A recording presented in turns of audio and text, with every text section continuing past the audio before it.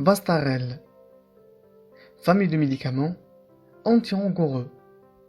Dans quel cas le médicament Vastarel est-il prescrit? Ce médicament vise à lutter contre les crises d'angor. Il protège les cellules des conséquences d'un défaut d'apport sanguin. Son mécanisme d'action n'est pas clairement établi. Elle est utilisée en association du traitement préventif des crises d'angine de poitrine chez les personnes insuffisamment contrôlées par un traitement anti-angineux standard ou présentant une intolérance à ces traitements. Mode d'emploi et posologie du médicament Vastarel. Ce médicament est pris de préférence pendant les repas. Posologie usuelle. Chez l'adulte, un comprimé à 20 mg 3 fois par jour ou un comprimé à 35 mg matin et soir.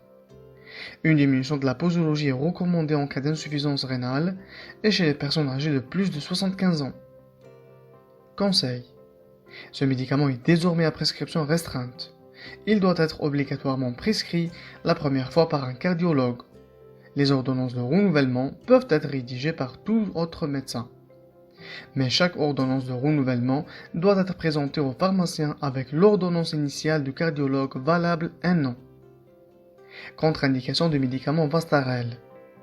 Ce médicament ne doit pas être utilisé dans les cas suivants: maladie de Parkinson, tremblement, syndrome des jambes sans repos, insuffisance rénale grave. Pour la fertilité, grossesse et allaitement. En l'absence de données disponibles et par mesure de prudence, ce médicament est déconseillé pendant la grossesse et l'allaitement. Effet indésirable possible du médicament Vastarel. Brûlure ou douleur d'estomac, constipation, diarrhée, nausées et vomissements. Fatigue, maux de tête, vertige, insomnie ou somnolence. Hypotension orthostatique pouvant être associée à une malaise ou à une chute.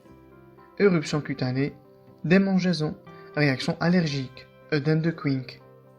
Palpitations, accélération du rythme cardiaque.